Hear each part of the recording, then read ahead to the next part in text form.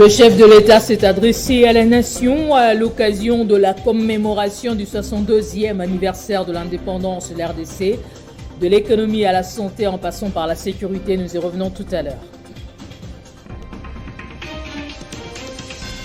Agression rwandaise. L'ambassadeur de Kinshasa à New York a reconnu et évoqué publiquement l'expertise de l'ancien patron des renseignements Caleb Moutonde comme un élément qui a permis de mettre le M23 hors d'état de nuire. Le mettre brutalement de côté a-t-il servi à la République? Détail tout à l'heure. Le Conseil de sécurité de l'ONU vient de prolonger jeudi pour un an le régime de sanctions imposées à la RDC sans l'appui de la Chine et de la Russie. Cette décision oblige la RDC à des notifications préalables à l'acquisition des matériels d'armement. On en parle avec un invité. Une nouvelle extension du centre hospitalier Initiative Plus a vu le jour hier. Chip 2 offre l'hyperspécialisation dont la chirurgie faciale. Éliminatoire Coupe du Monde Basketball, les Fauves congolais se lancent ce vendredi à la deuxième fenêtre avec un seul objectif, obtenir le ticket pour le dernier tour. Nous allons également revenir sur le concert de Wenge Musica VCVG 4x4 au stade de Martyrs jeudi.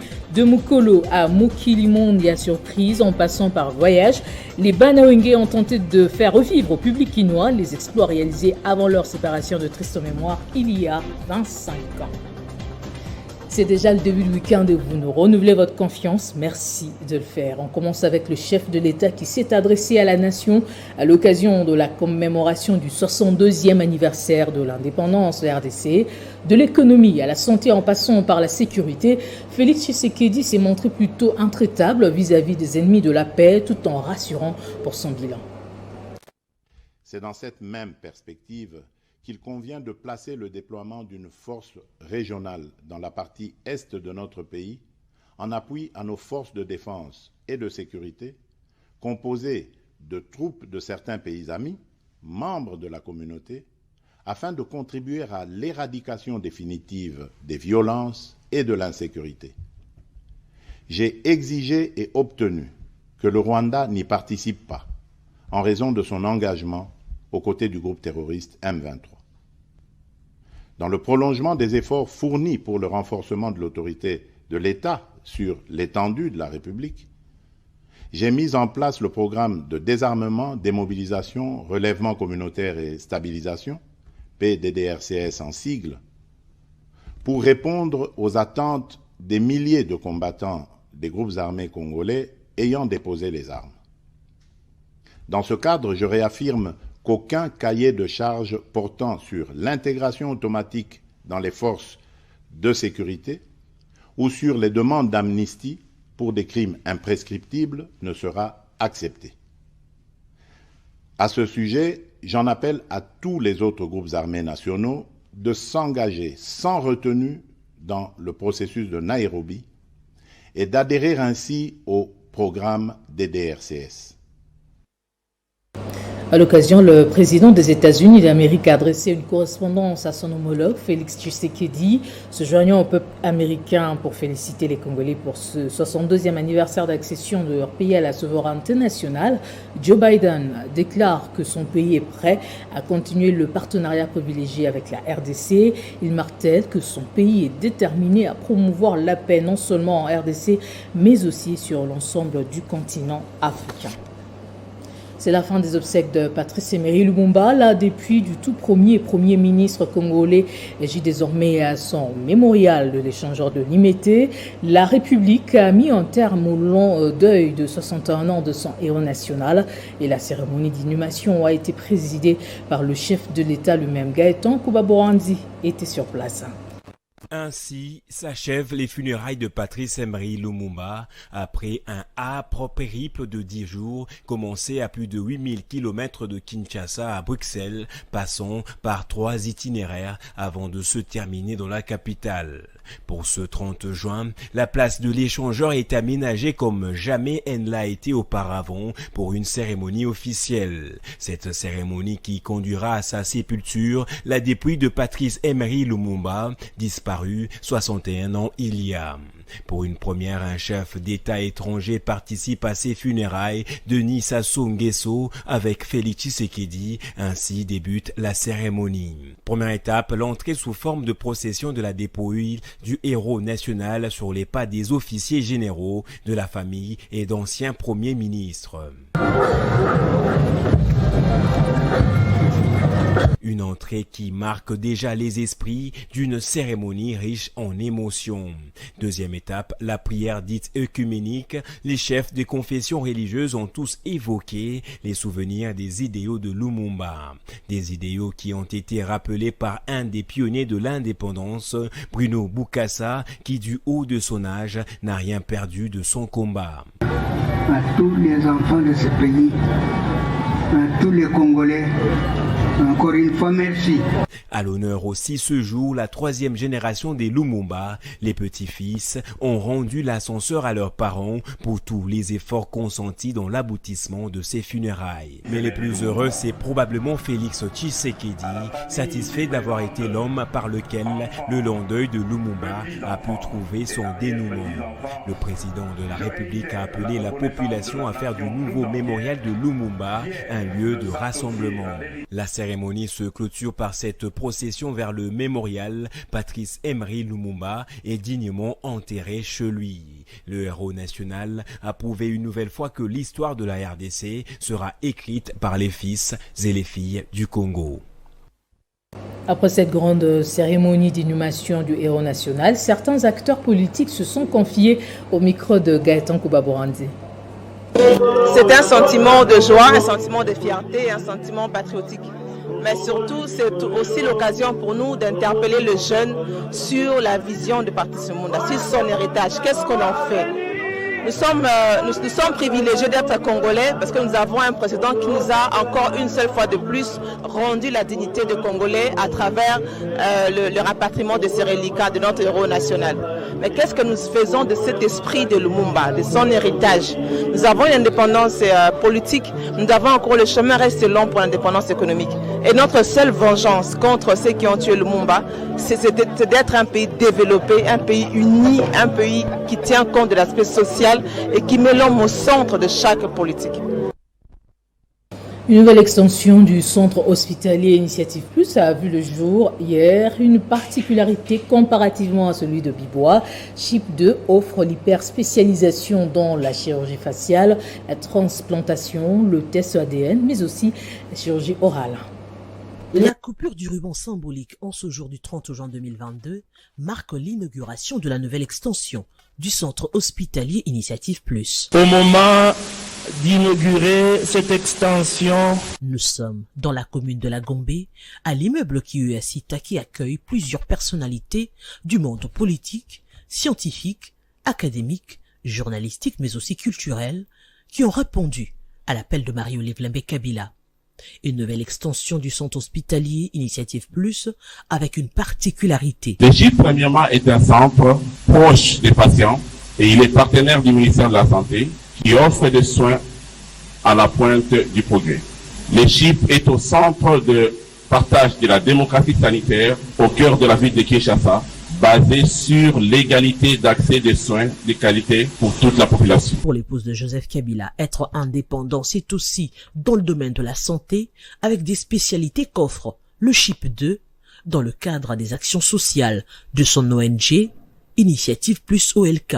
Fièrement, derrière mon valeureux époux, nous vous présentons ce jour les 2 extensions du centre hospitalier Initiative Plus, tourné vers la médecine soutenue par la science qui propose des innovations dans la prise en charge des patients, une démocratie sanitaire commune dont plusieurs spécialités médicales sont développées d'ici et d'ailleurs. Ouvert aux Congolais à un prix raisonnable, l'épouse de Joseph Kabila se fait le plaisir de faire visiter les installations à ses hôtes. À plus qu'un cadeau en ce jour où la RDC célèbre ses 62 ans d'accession à l'indépendance, l'épouse de Joseph Kabila a fait mention spéciale au héros national Patrice Emery Lumumba et compte, dans un avenir proche, surprendre de manière positive la population congolaise. Un vrai bonheur pour les invités qui croient en l'expertise des médecins congolais, mais surtout du sens de nivellement vers le haut qu'incarne la promotrice du centre hospitalier Indictile. Même chose qui a été faite pour la population rurale de Biboua là-bas va être faite pour les gens qui habitent aux alentours de la ville. Et cela est extraordinaire. Pourquoi ? Cette dame est vraiment, je dirais, une bénédiction pour nous et pour notre pays. D'abord, je le dis avec fierté parce que c'est une catholique pratiquante et qui exerce sa foi par les œuvres. Vous savez, chez nous, là-bas à l'Est, je vais être fier quand même de le dire, hein, chaque fois que quelqu'un arrive à Goma et qu'on voit s'élancer dans le ciel la nouvelle cathédrale qu'elle a contribué à faire construire pour les chrétiens de sa ville natale, de sa ville où elle a vécu, elle a grandi, n'est-ce pas? Et on se dit, on devrait avoir des chrétiennes de ce genre. Elle fait quelque chose de social, où tout le monde est concerné. On soit de l'opposition ou qu'on soit de la majorité.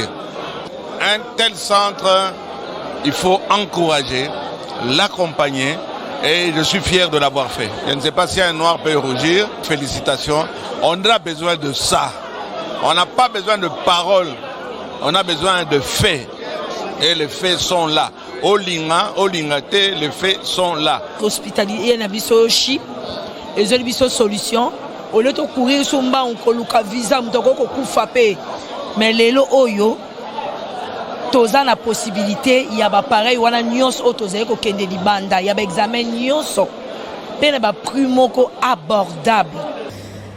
Agression rwandaise, l'ambassadeur de Kinshasa à New York a reconnu et évoqué publiquement l'expertise de l'ancien patron des renseignements, Kalev Mutondo, comme un élément qui a permis de mettre le M23 hors d'état de nuire. Le mettre brutalement de côté a-t-il servi à la République? Tentative de réponse avec Jean-David Kilolo.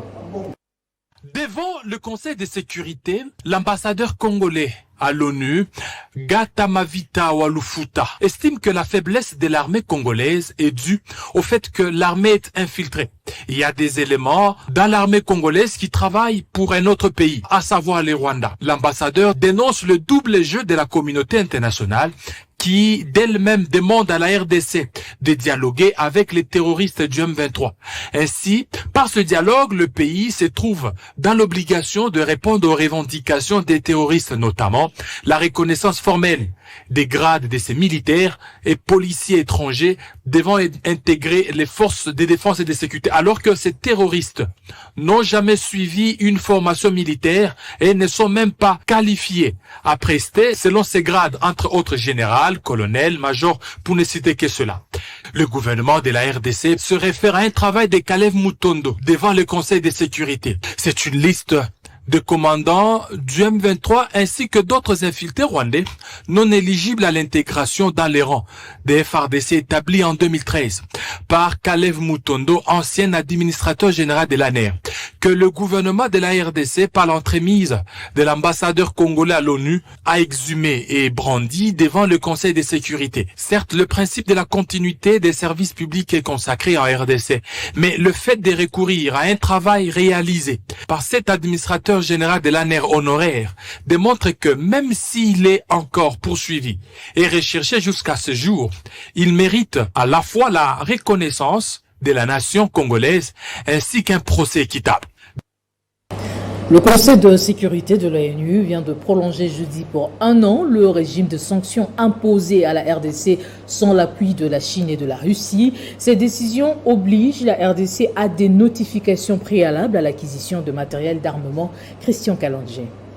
Cette résolution tombe dans un contexte particulier marqué par l'agression rwandaise en République démocratique du Congo. Au cours de sa réunion d'hier, tenue aux États-Unis, le Conseil de sécurité des Nations Unies a prorogé pour 1 année le régime de sanctions imposé à la RDC sans le soutien des 3 pays africains, à savoir le Ghana, le Kenya et le Gabon, ni celui de la Russie, encore moins de la Chine. Cette décision, jugée sévère par plusieurs relationnistes, contraint Kinshasa à des notifications préalables à l'acquisition des matériels d'armement. Les 5 pays qui se sont abstenus voulaient, comme la RDC, la suppression de toute notification d'acquisition d'armes.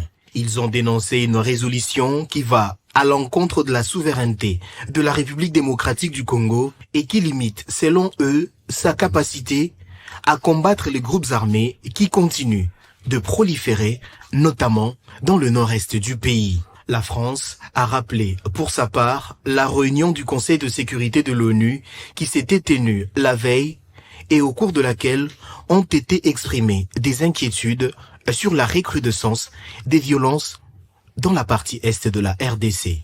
Le texte qui nécessitait au moins 9 voix en sa faveur a recueilli le soutien de 10 autres membres du Conseil, dont celui des États-Unis. Selon plusieurs analystes, la décision du Conseil de sécurité contre la RDC vient confirmer la thèse d'une complicité de la communauté internationale sur la situation sécuritaire en République démocratique du Congo.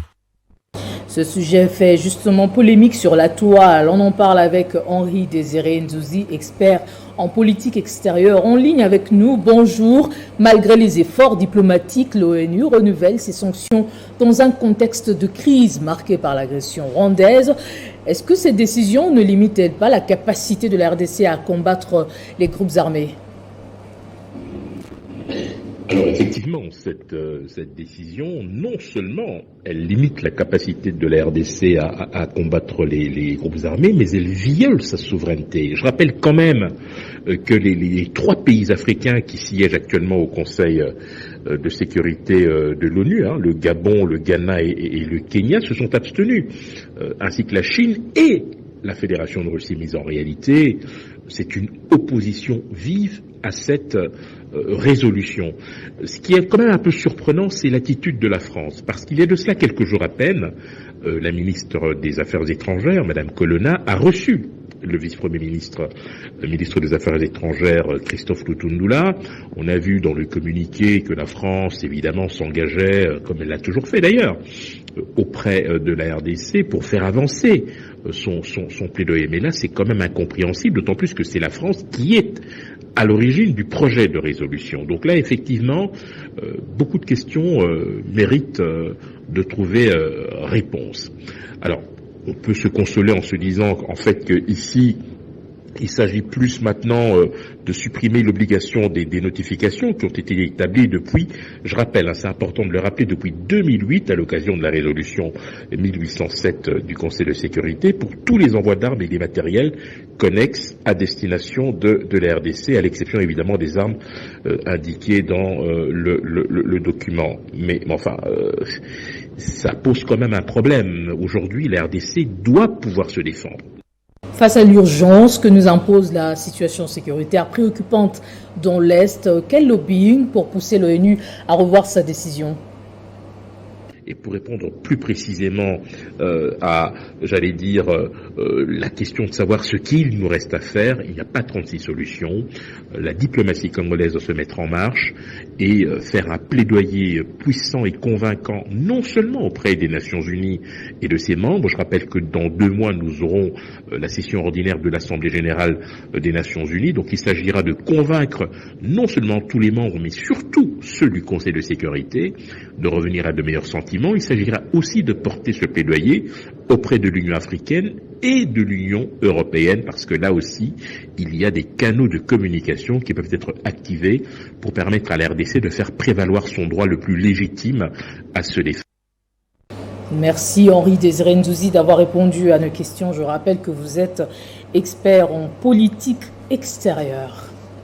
30 juin, on en parle encore avec l'Alliance des chrétiens démocrates et progressistes qui a rendu visite hier aux blessés de guerre à l'occasion de la fête de l'indépendance. Dans leur vestiaire, les femmes de l'ACDP ont amené des vivres et non-vivres à des vaillants soldats qui se sont battus jusqu'à la dernière énergie pour sécuriser le territoire national. Ils sont quasiment abandonnés à leur triste sort alors qu'ils méritent mieux après avoir défendu la nation. Pendant que tous les regards sont tournés vers les forces armées de la RDC qui sont au front, les mamans de la CDP, conduites par Christine Mukunji, ont pensé aux blessés de guerre à l'occasion des 62 ans de l'indépendance de la RDC. À l'hôpital du Kankokolo, la présidente de Maman de l'Alliance des chrétiens démocrates et progressistes, ACDP en sigle, a fait un constat amer en voyant certains blessés de guerre mourir de faim alors qu'ils ont servi avec abnégation le pays. Nous sommes venus visiter les blessés de guerre. Les blessés de guerre, pourquoi? Parce que ce sont eux qui étaient au front. Ils étaient au front, ils ont été tombés au front, alors ils sont revenus ici à Kinshasa. Il y en a qui n'ont pas de famille sur place, alors il faut les aider. Ces gens-là, ils souffrent pour nous. Ils dorment dehors, ils font beaucoup de choses pour que nous soyons tranquilles. Alors, comme ils sont revenus ici à Kinshasa, c'est tout à fait normal qu'on a pensé à eux. Aujourd'hui, c'est le 30 juin que nous venons quand même les nourrir. Parce que ceux qui n'ont pas de femmes ici, qui n'ont pas de famille, ils n'ont rien à manger. Alors, moi, en tout cas, plus personnellement, je tiens à rappeler à toutes les autorités du pays qu'ils puissent penser un peu à ces hommes qui sont arrivés ici, ces blessés de guerre, je veux dire, qui n'ont rien à manger et leurs épouses sont abandonnés à eux-mêmes, qui puissent penser à eux pour pouvoir les aider. Le parti politique ACDP de Bienvenu Liyo Tancholi s'est dit prêt à mener un plaidoyer en faveur de ces blessés de guerre et leurs familles pour qu'ils soient totalement pris en charge par le gouvernement congolais. Et puis le parti de la Révolution populaire, cher Hamzé Laurent Désiré Kabila, a organisé jeudi une activité à l'occasion, une fête de l'indépendance qui coïncide avec le retour de la relique de Patrice Emery Lumumba, vous le savez. Les apports de la révolution Kabila à la consolidation de l'indépendance nationale, thème choisi par le PRP à l'occasion du 30 juin 2022, en ce jour mémorable où la RDC célèbre son 62e anniversaire de l'accession à l'indépendance. Tôt ou tard, mon peuple se débarrassera de tous ses ennemis, intérieurs et extérieurs. Une fête de l'indépendance qui coïncide avec l'inhumation du retour de la relique de Patrice Emery Lumumba et à cette occasion, le professeur Franck Lokoli expose sur l'apport de la révolution de M. Laurent Désiré Kabila pour la consolidation de l'indépendance nationale. Le secrétaire général adjoint Jules Makalaka fait le point sur le fondement de M. Laurent Désiré Kabila. M. Laurent Désiré Kabila affirme la force révolutionnaire de sa pensée politique par ses groupes de mots. Un peuple idéologiquement tourné vers soi et qui prend conscience que sans lui-même, aucun miracle de développement ne se produira dans son pays. À son tour, le secrétaire général du PRP, Jules Banzé Moulongo, a souligné que lors de son passage à Kinshasa, le roi de Belge devait présenter les excuses aux Congolais pour la mort de Lumumba. Quand tu me donnes là-dedans, c'est que tu as participé à cette tuerie, mais tu dois t'expliquer. La première des choses, c'est que le roi devait demander le pardon à tout un peuple. C'est que quand vous avez tué et qu'il y a la justice, c'est que vous devez réparer. J'aurais voulu qu'une ville en mémoire de réparation soit construite soit à Lodja, soit à Kisangani. Tout joyeux, c'est sous la musique traditionnelle que les membres du PRP se sont séparés.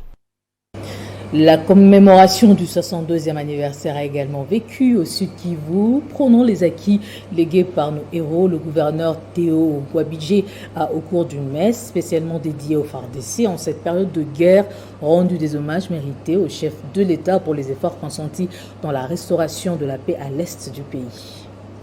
C'était il y a 62 ans, jour pour jour, depuis que mourait assassiné au Katanga, le héros national Patrice Emery Lumumba, le tout premier ministre de la République démocratique du Congo. Envie d'immortaliser cette figure emblématique de celui qui a permis à la RDC d'accéder à son indépendance et à sa souveraineté, toutes les forces vives et politiques du Sud Kivu, avec à sa tête Théo Ngwabidje Kassi, gouverneur de province, s'est donné rendez-vous en la cathédrale Notre-Dame de la Paix pour une messe d'action de grâce. Dans son homélie, l'officier du jour et archevêque de Bukavu, François-Xavier Maroy Rosengo, a appelé les Sud Kivusiens à l'unité et à l'amour de la patrie pour relever les défis du développement au Congo-Kinshasa. À son tour, le gouverneur du Sud Kivu, Théo Ngwabidje Kassi, a rendu des hommages mérités aux martyrs de l'indépendance, aux héros nationaux, au président de la République, Félix-Antoine Tshisekedi, et à toutes les institutions de la République pour tous les sacrifices consentis pour que la RDC soit aujourd'hui debout. Un moment particulier en cette période où la RDC est agressée par ses voisins, l'autorité provinciale donne ici l'essence de la fête. C'est une fête pour l'éveil patriotique derrière nos forces armées, envie de bouter dehors les ennemis de la paix.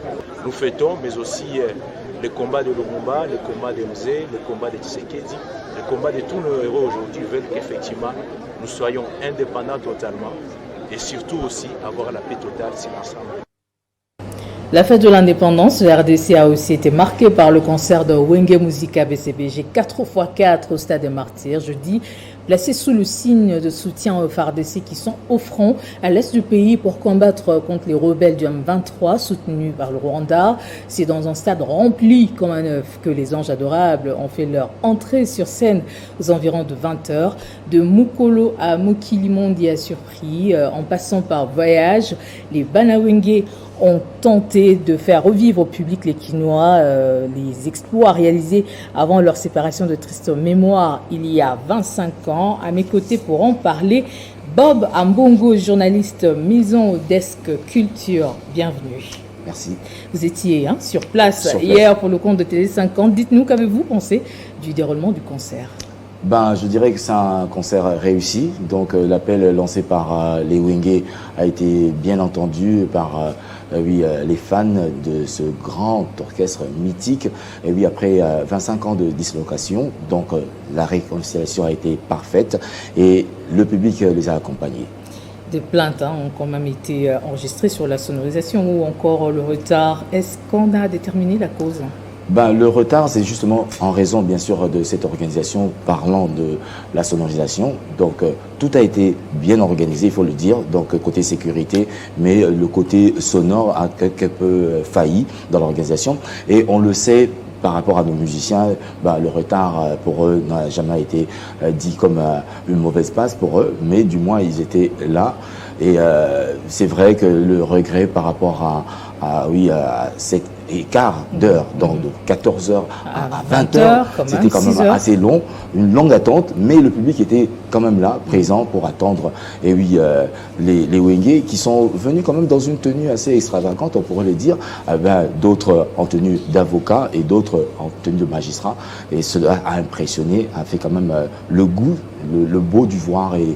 C'était quoi le message avec cette tenue? Le message, comme ils l'ont dit, et donc c'était pour eux une façon de dire que nous redémarrons le monde, et c'est pour également lancer cet appel pour dire que nous voulons la paix. Il faudrait que la justice soit, parce que quand on est là en toge, ça veut dire, ça parle justice. Okay. Donc on voudrait que la justice soit également bien de mise ici en République démocratique du Congo. Et parlant également de la paix, c'était un message fort pour dire que nous voulons que cette justice puisse fonctionner, puisse permettre à ce que la RDC puisse vivre en paix.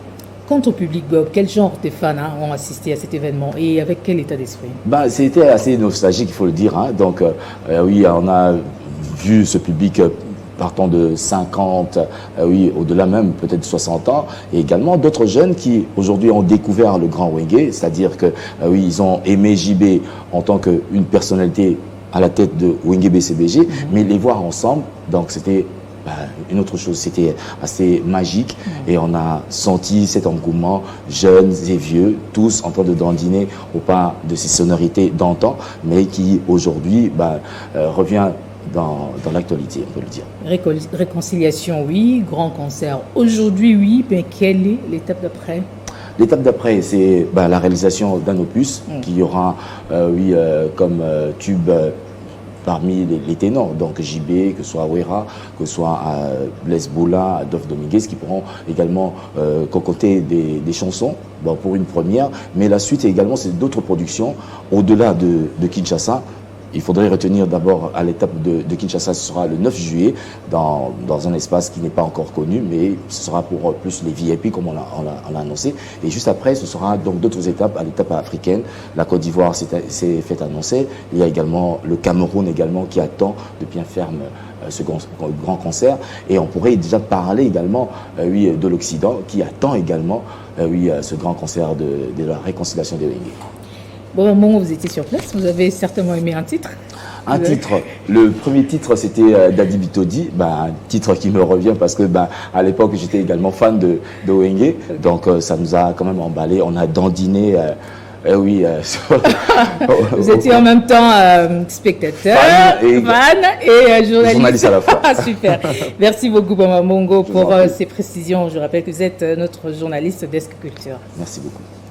Autre chose à présent, le président de l'Assemblée provinciale de Kinshasa, Godem Poi, a procédé mercredi à la clôture de la session ordinaire de mars au siège de cet organe délibérant dans la commune de la Gombe. C'était en présence des ministres provinciaux, des commissaires généraux, directeurs généraux et autres personnalités de la ville. Regardez. Après 3 mois de dur labeur à l'hémicycle, le temps de vacances parlementaires vient de sonner pour les membres de l'Assemblée provinciale de Kinshasa. Lors de son mot de clôture, le président de l'Assemblée provinciale de Kinshasa a fait savoir que cette session était également consacrée à l'examen et au vote des initiatives législatives et non législatives dont l'analyse a été finalisée au niveau de la commission permanente politique, administrative et juridique, telle que la proposition des 10 portant création d'un fonds provincial d'appui au secteur agricole dans la ville de Kinshasa et des questions orales avec débat adressés aux ministres provinciaux, notamment celui de l'intérieur et sécurité, de la santé et des transports. À cette même occasion, le président Godem Poi a rendu hommage aux députés provinciaux pour les travaux réalisés au cours de cette session, notamment l'examen en un temps record de tous les arriérés parlementaires, permettant ainsi à la ville de Kinshasa d'être dotée de ces différents textes. En outre, il a ajouté que la session a connu des perturbations à cause d'un manque de financement par les gouvernements centrales. Le président de l'organe délibérant de Kinshasa a également rendu un vibrant hommage au chef de l'État, Félix Tshisekedi, pour la réalisation de quelques projets dans l'intérêt de la ville-province de Kinshasa, dont les projets Kinshasa Zéro Trou, Métro-Kin et la construction du pont route-rail reliant Kinshasa et Brazzaville. Les ressortissants du Nord Kivu se sont retrouvés autour du directeur général du bureau du centre de coordination, Jean Mabi Mulumba, pour parler du programme de développement 145 territoires. Dans les 6 territoires que compte la province, plusieurs personnalités et notables de cette entité ont pris part à cet atelier, dont les honorables sénateurs et députés.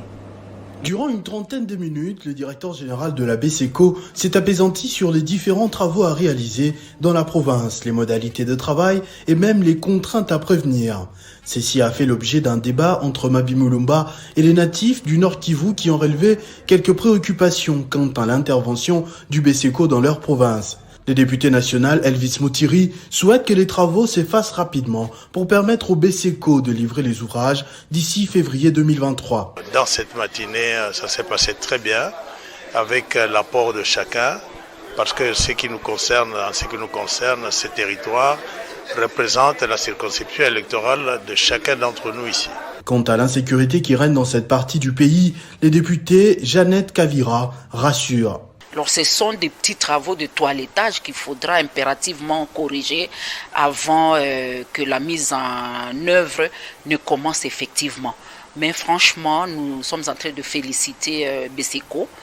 Ce qu'ils nous ont démontré ici nous prouve que BCECO a vraiment la volonté de commencer. Vu les multiples préoccupations exposées lors de cet échange, Jean-Mabi Mulumba promet d'y remédier et le site www.bceco.cd servira de cadre pour pallier quelques erreurs constatées, lesquelles sont liées à la dénomination et à l'emplacement des ouvrages à construire.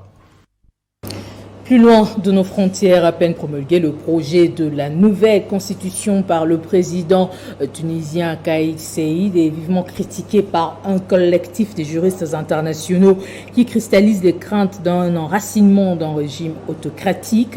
De son côté, Kais Saied la justifie comme l'un des moyens de rendre le pouvoir au peuple, de lutte contre la corruption et l'incompétence politique. Ce projet de réforme constitutionnelle, à quelques jours du début de la campagne, sera soumis à un vote référendaire le 25 juillet prochain. Une fois votée, cette nouvelle constitution va remplacer celle de 2014. Le chef de l'État s'est adressé à la nation à l'occasion de la commémoration du 62e anniversaire de l'indépendance de la RDC, de l'économie à la santé en passant par la sécurité. Vous avez suivi l'extrait du discours du chef de l'État. Agression rwandaise, l'ambassadeur de Kinshasa à New York a reconnu et évoqué publiquement l'expertise de l'ancien patron des renseignements Kalev Mutono comme un élément qui a permis de mettre le M23 hors d'état de nuire. Le mettre brutalement de côté a-t-il servi à la République? Il y avait le récit de Jean-David Kilolo dans ce journal. Le Conseil de sécurité de l'ONU vient de prolonger pour 1 an le régime des sanctions imposées à la RDC sans l'appui de la Chine et de la Russie. Cette décision oblige la RDC à des notifications préalables à l'acquisition des matériels d'armement. Une nouvelle extension du centre hospitalier Initiative Plus a vu le jour jeudi. Chip 2 offre l'hyperspécialisation dont la chirurgie faciale. Éliminatoire de la Coupe du Monde basketball, les Fauves congolais se lancent ce vendredi à la 2e fenêtre avec un seul objectif, obtenir le ticket pour le dernier tour. Nous avons également parlé du concert de Wenge Musica BCPG 4x4 au stade de Martyr jeudi, de Mukolo à Mokili-Mondi à surprise. En passant par voyage, les Banawenge ont tenté de faire revivre au public quinois les exploits réalisés avant leur séparation de triste mémoire il y a 25 ans. Ne quittez pas vos sièges, dans un instant, la revue de presse.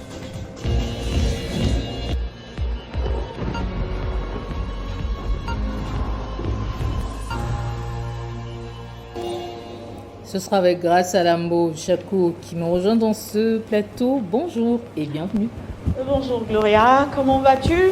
Ça va bien, je l'espère bien pour vous aussi. Tout à fait.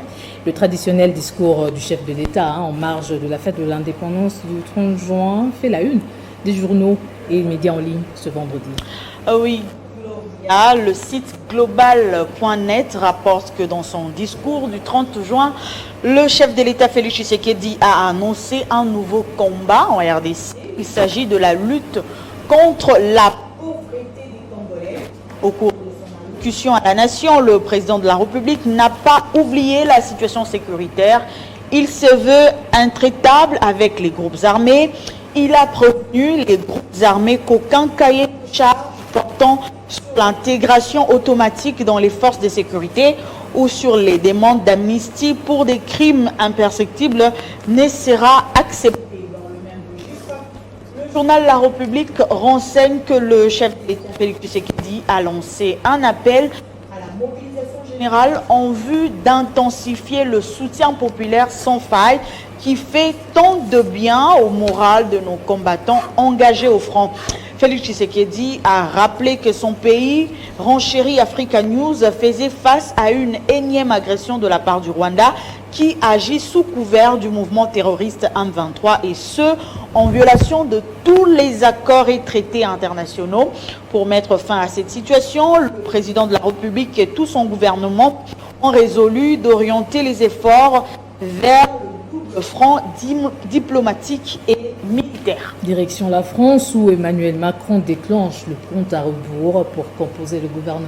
Oui, Gloria, du site RFI, nous apprenons qu'Emmanuel Macron a terminé jeudi 30 juin une longue séquence internationale qui aura duré une semaine. Retour à Paris, le président doit maintenant se mettre au travail pour nommer le nouveau gouvernement. Emmanuel Macron n'aime pas réagir sous la pression, rapporte Valérie Guez du service politique de RFI, interrogée sur la nomination du gouvernement.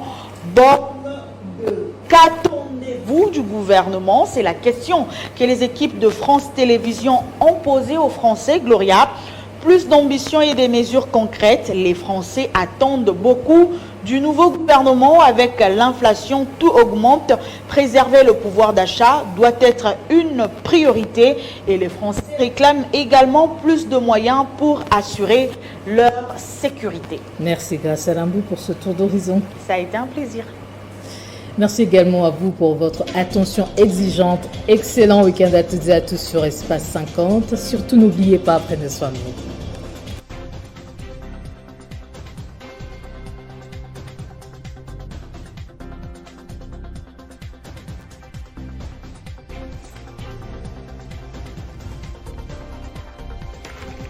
L'actualité reste incontinue.